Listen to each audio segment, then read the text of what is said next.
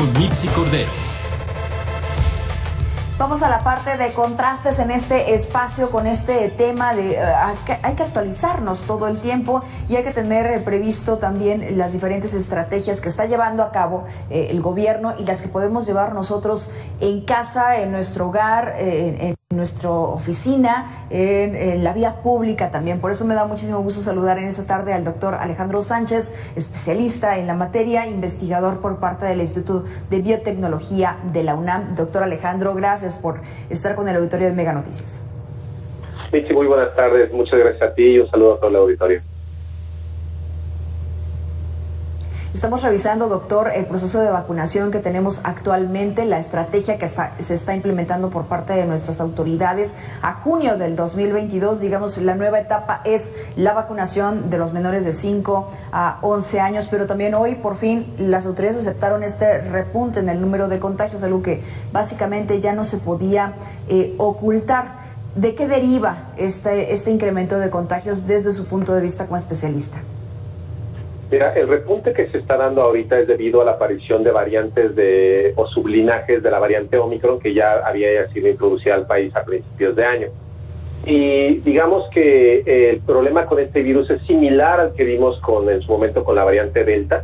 Sin embargo, Omicron, la característica que tiene es que tiene muchísimas mutaciones en la proteína del spike, la proteína espiga, y esto finalmente afecta mucho el reconocimiento de los anticuerpos que hemos creado gracias a que estamos vacunados o incluso porque tuvimos una infección previa y nos vacunaron, ¿no?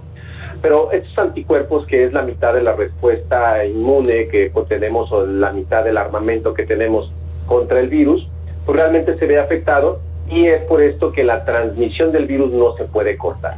Sin embargo, al infectarnos, lo que estamos viendo es una disminución en los casos de hospitalizaciones y casos graves que nos lleven a la muerte debido a la inmunización. Tiene otro componente que es la inmunidad celular, que está guiada por los linfocitos tipo T. Entonces, esto nos permite contender con el virus para que le dé tiempo al cuerpo de reajustar los anticuerpos y que puedan neutralizar el virus. Y es muy variable el tiempo que puede pasar para que los anticuerpos se reajusten, y por eso debe ser la gente muy cuidadosa de no contagiarse, ya que en ese tiempo en que se reajustan los anticuerpos, algunas personas pueden suceder en el orden de 3-4 días, pero en algunos puede llevar semanas y en ese tiempo perder la batalla contra el virus. Y es que este me parece que ha sido uno de los graves problemas de las personas, por lo menos dentro de mi percepción, lo que yo he visto, lo que yo he escuchado cuando platico con las personas que nos dicen, bueno, pero ya con las vacunas que tenemos, con el refuerzo que incluso nos aplicaron, ya no me va a dar tan fuerte, al fin y al cabo es como una gripa, llegó para quedarse, que esto es algo cierto. El problema es que no sabemos cuáles van a ser las secuelas que van a presentar. Hay personas que incluso manifiestan pérdida de memoria, manifiestan que se sofocan en algunas ocasiones y algunas otras situaciones a las que se están enfrentando. Es decir, ¿es mejor no enfermarse o sí enfermarse, doctor, para generar o para reforzar este sistema inmunológico? No, definitivamente no es recomendable enfermar. Incluso vacunado y con esta respuesta inmune que está un poco más entrenada y que nos puede ser mucho más rápida para enfrentarnos contra infecciones e reinfecciones, definitivamente una reinfección sigue generando un riesgo grande por dos razones. La primera es que se ha visto que a pesar de que los síntomas, digamos, que están relacionados con síntomas de gripa, con COVID, pues sí desaparecen de cierto tiempo, pero hay que recordar que el virus es un virus que puede infectar muchos órganos. Esos órganos incluyen corazón, riñón, intestino, testículos, cerebro, como bien mencionabas, y principalmente ahorita se está viendo que el intestino podría ser un reservorio importante del virus, donde puede permanecer ahí hasta 6 meses sin presentar ningún síntoma, digamos, grave, pero digamos teniendo el virus dentro del cuerpo, a diferencia del tracto respiratorio alto, donde sí uno aliviar en 1 o 2 semanas, pero finalmente hay otros lugares en el cuerpo donde funcionan como reservorios del virus. Por lo tanto, esto genera una infección crónica y la respuesta, digamos, que deja el virus en el sistema inmune, a veces se puede descontrolar y llevar a procesos inflamatorios que pueden derivar en problemas más graves a lo largo del tiempo. Eso me parece súper interesante porque es lo que ya sabemos en este momento de dónde puede afectar, porque platicábamos hace aproximadamente 1 año y medio, doctor, del seguimiento que le hemos tenido de la mano con usted, y precisamente todavía había muchas interrogantes y me imagino que sigue habiendo, pero ya tenemos un poco más de información que nos dice aguas con el virus, no es cualquier gripa, no es cualquier situación en la que, bueno, pues ya te aíslas un tiempo y puedes salir a trabajar. El problema es que esto puede afectar tu vida laboral, puede afectar tu vida familiar y que pues no sabemos exactamente tu organismo también cómo es que va a reaccionar, porque puede ser diferente de cada una de las personas.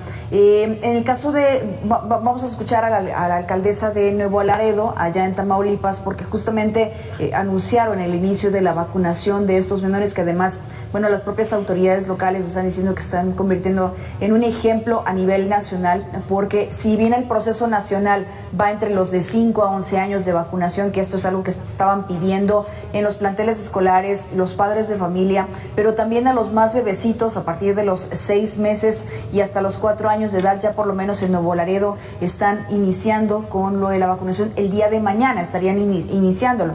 De acuerdo con la alcaldesa de ese municipio, Carmen Lilia Canturosas, bueno, pues esta es una primera fase. ¿Qué beneficios podría traer empezar a vacunar a los más pequeñitos de la casa? Si me permite, doctor, me contesta esta pregunta después de que escuchemos a la alcaldesa. De acuerdo. Agradecemos como siempre al doctor Víctor Treviño por ayudarnos a conseguir esta vacuna, que para nosotros es muy importante porque pues hay muchas familias y muchas mamás preocupadas por sus niños y bueno, ya vamos a poder vacunar, vamos a estar teniendo alrededor de 500 vacunas por día a niños de 6 meses a 4 años. ¿Cuál es la importancia de esto? Bueno, que finalmente esta población sigue siendo, cualquier población no vacunada es una población vulnerable y que me parece un acierto. Sin embargo, sí me quedan algunas dudas, dado que no sé cuál haya sido el proceso de adquisición de las vacunas, que deben ser las de Pfizer. Es muy poco probable que las de Moderna las hayan conseguido, porque apenas hace unos días consiguieron la autorización. Entonces tendrían que ser vacunas de Pfizer. Estas vacunas, a diferencia de las vacunas que se le aplican a los adultos, son una dosis 10 veces más diluida o 10 veces menos concentrada en la cantidad de nanopartículas que contiene. Y el programa de 6 meses a 5 años es con un programa de 3 dosis. Entonces, sí sería interesante ver, pues primero, cuál fue la vía de adquisición y sobre todo que tengan muy claro este manejo y que no vayan a estar aplicando las dosis que corresponden a los menores de entre 5 o de 6 a 11 años, que es 1/3 de la dosis comparado con a 1/3 de la concentración de la dosis comparado con los adultos, y es en 2 aplicaciones. ¿Podría ser contraproducente o podría tener algún efecto adverso? Definitivamente, si se usa la vacuna equivocada, con la concentración equivocada y en el esquema equivocado, puede tener consecuencias graves, y pues finalmente sería un despropósito, algo que es un esfuerzo muy loable, que cayera en un error de este tipo, pues el resultado sería muy grave, ¿no? Sí, es importante que también vayan de la mano con los expertos y que no solamente quizá pueda hacer incluso un manejo político. Ahora, doctor, quiero preguntarle esto porque también nos lo han preguntado mucho en el público de Mega Noticias. La 4ª dosis o la 2ª dosis de refuerzo que solamente se aplicó a los adultos mayores y al personal de salud, ¿debería de ampliarse a otros sectores de la población, es decir, a otro grupo de edad, o hasta ahora es solamente la recomendación que se tiene? Mira, lo más recomendable sería también incluir a las personas que estén en los servicios médicos involucrados,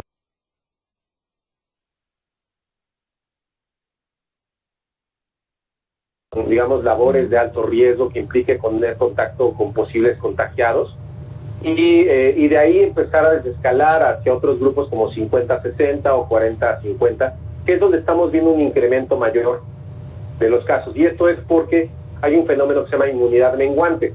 Conforme envejecemos, nuestro sistema inmune también va envejeciendo, y la diversidad de estos linfocitos que te indicaban, los linfocitos tipo T, van disminuyendo con la edad.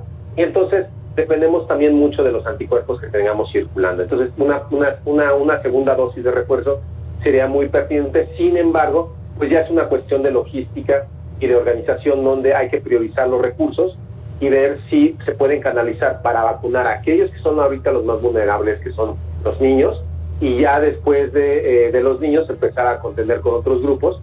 Y en esos grupos, pues digamos que por la edad y las circunstancias es más fácil dotarlos de otras medidas de control para que no se contagien a comparación de los niños que no han recibido ni siquiera una dosis. Ahí también radica la importancia.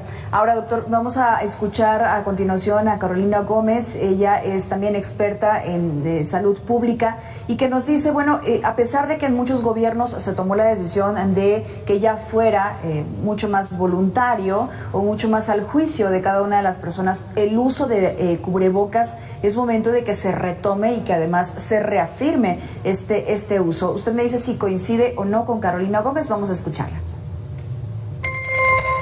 No debemos confiarnos y debemos seguir usando el cubrebocas porque esta subvariante del virus de Omicron, que fue lo que vivimos entre diciembre y enero y que pues resultó ser una ola de contagios muy elevada, creo que estamos en el momento correcto para empezar a ser empáticos, porque resulta que todavía hay 40 millones de mexicanas y mexicanos, particularmente nuestros niños, que no han sido vacunados.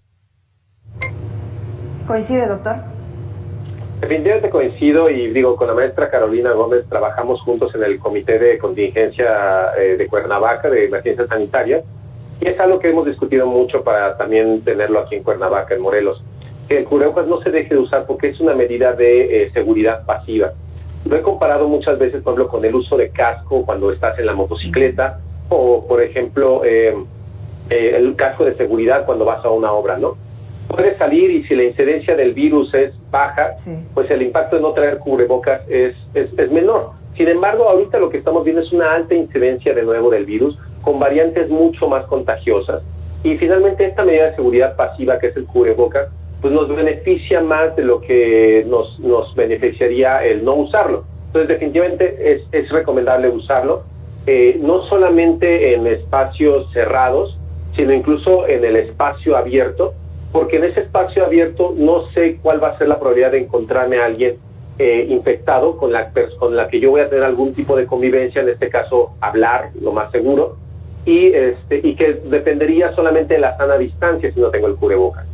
Entonces, por esto es muy importante el uso del cubrebocas porque, como les decía, sigue siendo una medida pasiva. Habrá gente, por ejemplo, que me diría que ha andado en motocicleta 20 años y nunca se ha caído, no le ha pasado nada, pero el día que se cae y no trae el casco es un día fatal.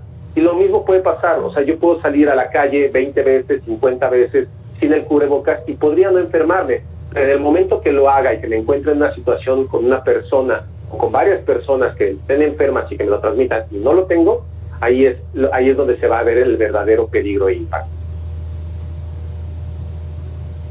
Sin duda. Yo le preguntaría, doctor, todavía, repito, a junio del 2022, ¿hay algo que todavía no hemos aprendido nosotros como población? Pues definitivamente que este virus no es una simple gripa y digamos que esto es entendible en la población, porque entramos en estas situaciones tan adversas, entramos en ciclos de negación y pánico. Entonces, cuando la incidencia del virus es baja, empezamos esta negación del peligro que implica, porque finalmente el riesgo lo vemos cada vez más lejano. Sin embargo, va a ser muy difícil erradicar el virus por lo que estamos viendo que aparecen variantes más rápido de lo que habíamos pensado. Esas variantes nos vuelven a ser susceptibles porque ya no está sirviendo la respuesta inmune como pensamos o pensábamos que iba a funcionar, ¿no? Entonces, básicamente ahorita el mayor riesgo que existe es con las variantes que ya están introducidas en el país, que es la variante BA4 y BA5. Estas dos variantes han demostrado su gran elusividad ante el sistema inmune, para lo cual no sirve de nada el hecho de que solamente confíe en la vacunación. Esto, tener todas las medidas de protección, todo lo que hemos hablado del queso suizo, todas mis capas de protección, porque si dependemos solamente de la vacuna, estas nuevas variantes ignoran los anticuerpos y entonces tenemos ese tiempo de recambio que habíamos hablado hace unos minutos para reajustar nuestro sistema y combatirlo y eliminarlo. Entonces aquí pueden pasar dos cosas: que no me dé tiempo y no lo logre y pierda la batalla, o dos, que sí la gane en cierto tiempo, pero que finalmente se quede ese virus en reservorios que desconocemos todavía qué tanto pueden ser, qué tanto virus pueden resguardar y qué tanto afectación pueden dar. Y por otro lado, todos los síntomas que se quedan por la regulación que hace el virus. El virus regula una vía que se llama de la renina-angiotensina. Esta tiene que ver con la presión arterial.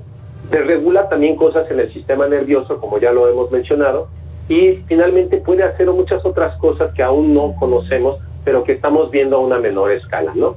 Entonces, por todas estas incertidumbres, lo mejor es tratar de evitar la infección, esperar a que haya mejores vacunas. Algo que no se habla mucho es de cómo lograr hacer una vacuna que genere inmunidad esterilizante. Esto no se habla mucho. Y esta inmunidad esterilizante es cuando ya tengo anticuerpos en las zonas de contacto donde entra el virus. Estos son las mucosas. Entonces, al ser una vacuna, la vacuna de vía intramuscular, no es lo mismo que una vacuna que fuera aplicada, por ejemplo, vía nasal con un aerosol. Entonces, hay vacunas que ya se están desarrollando así. Habría que ver si tienen este efecto de inmunidad esterilizante. Eso nos ayudaría a tener fármacos contra el virus, y finalmente, una vez que la incidencia sea mucho más baja, empezar a retomar la vida ya más normalizada, pero ya con otro porcentaje de población vacunado, y sobre todo que vamos a tener que hacer programas de vacunación constantes, pero la diferencia es que ahora sí van a ser sincrónicos. Aquí todo el porcentaje que hablamos de vacunados ha sido a lo largo prácticamente de 2 años, cuando antes, o bueno, en general para cualquier otro patógeno, la vacunación la realizamos en semanas. Entonces, todos estos elementos son los que van a ser diferenciadores para un cambio en la pandemia que estamos viviendo.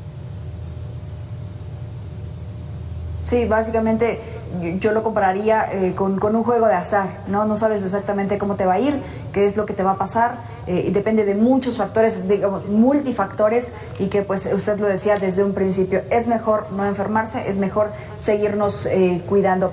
Ahora, doctor, déjeme también preguntarle lo siguiente: ¿debemos estar preocupados frente a esta quinta ola? Y la segunda, que no sé si tenga algo que ver, pero también deberíamos estar preocupados ante la presencia ahora de la viruela del mono. Bueno, abordando tu primera pregunta, sí debemos de estar preocupados por la quinta ola, por varias razones. La primera es que la mortalidad está ligada a la transmisión. A mayor transmisión, mayor mortalidad. Aunque el porcentaje de mortalidad sea muy bajo, no es lo mismo que se muera el 1% de 100,000 personas a que se muera el 1% de 10 millones de personas. Entonces, esto finalmente, aunque con la vacunación y todos los recursos que tenemos ahorita ha ido a la baja, de todas maneras no estamos todavía fuera del problema. Segunda, cada vez que nos infectamos es una oportunidad para el virus para mutar y encontrar una nueva variante. Ahorita en México, sí, digamos, en toda esta pandemia observamos que apareció una variante en particular que le llamaron la variante mexicana, que no tuvo mayor impacto porque finalmente fue desplazada por otras variantes aún más contagiosas que surgieron en Europa. Por ejemplo, las variantes BA4 y BA5 que surgen en Sudáfrica, pues son de preocuparse porque también ya están dominando en todo el mundo, y en México es solo cuestión de tiempo. Y finalmente, pues porque el virus, como decía, es un virus multisistémico que va a dejar secuelas a largo plazo y que es algo que queremos evitar. La segunda pregunta de la viruela del mono, de hecho, nosotros recientemente ayudamos a determinar el genoma del virus que entró en uno de los 5 casos reportados aquí en México, y pues ya vemos que finalmente este virus tiene un origen muy similar al que tienen los que se están distribuyendo en el resto del mundo, y hay, digamos, 3 grupos muy grandes de este virus. Los primeros 2 son originarios de África, y este tercer grupo es una variante de este virus de mono que resulta ser menos agresiva. Por ese lado estamos un poco más seguros. La vía de transmisión, ha habido mucha controversia, pero requiere contacto muy cercano. Esta cuestión de que se puede transmitir con aerosoles o por aerosoles no es correcta. Sí se puede transmitir por saliva, por gotas de saliva, pero el virus es muy grande, no cabe en un aerosol. Entonces hay que tener conciencia de esto, y finalmente el uso del cubrebocas, pero sobre todo mantener un contacto no tan íntimo entre las personas ayuda mucho a esta transmisión. Y por ahorita la transmisión, aunque sí se está elevando en el mundo, todavía es controlable y tenemos otros recursos. Primero, tenemos 2 fármacos antivirales que podrían servir para combatir a la viruela del mono. Segundo, podríamos regresar a la vacuna de viruela de humano que se dejó de aplicar en 1972. Y tercero, se están desarrollando nuevas vacunas con estas nuevas tecnologías similares a las que se usan para SARS-CoV-2, pero ahora contra viruela del mono. Entonces, si se fijan, estamos en una situación mucho más benigna o mucho más manejable con respecto a SARS-CoV-2, que era un patógeno nuevo. Aquí es un patógeno que sí conocíamos, tenemos tenemos opciones, y nada, lo único que sí es que hay que actuar rápido, hay que actuar inteligentemente a nivel mundial. Sí, totalmente. Y es que, sabe, doctor, una de las frustraciones me parece que tenemos, no creo solamente las mexicanas y los mexicanos, sino en todo el mundo, es que parece que no salimos de una y ya nos metemos a otra, y se presenta COVID-19, y se presenta la viruela del mono, y se siguen presentando situaciones en el mundo derivado de otro tipo de situaciones y que afecta la economía, afecta la situación emocional, ¿no? En la que nos encontramos, y en fin, es digamos, altas y bajas en los tiempos complicados los que estamos viviendo. No sé si lo vea usted así, doctor, tiempos complicados en los que estamos viviendo y tenemos que aprender sobre la marcha. Definitivamente, mira, y sí hay un hartazgo y hay una sensación de fragilidad que es generada por muchas razones. Primero, pues finalmente la sobrepoblación. Estos fenómenos o estos patógenos los vamos a vivir cada vez más y más, porque es inevitable. Estamos invadiendo hábitats de animales en las cuales residen enfermedades que normalmente no nos infectan, pero justo eso es una zoonosis, que los patógenos de animales brinquen hacia humanos, y esto es simplemente por invadir sus hábitats. Y obviamente pues la sobrepoblación y sobre todo la movilidad tan grande que hay de los seres humanos es hace muy fácil que las enfermedades se transmitan. La viruela del mono está desde hace decenas de años, o sea, desde 1950. El Congo, Sudán, las regiones de África tienen problemas con este virus. Sin embargo, así como el ébola siempre estuvieron contenidos ahí, el resto del mundo no le afectaban. Ahora, con la migración, estos problemas van a ser mucho más evidentes. Y finalmente, pues nuestro comportamiento, o sea, una de las cosas que hemos abandonado es mucho la higiene. La higiene que hace 200 años nos enseñó que lavándote las manos no te enfermabas de un montón de cosas, y bueno, después con las vacunas también descubrimos que podíamos salvar muchas vidas. Sí. Pues ahorita tenemos gente que no se lava las manos para nada, y sobre todo gente antivacunas que ponen en tela de juicio la seguridad de las mismas. Entonces todos estos elementos van a hacer que vivamos una realidad distinta en un futuro no muy lejano, y que va a involucrar estas enfermedades, estas pandemias, y que son guerras que libramos contra enemigos invisibles.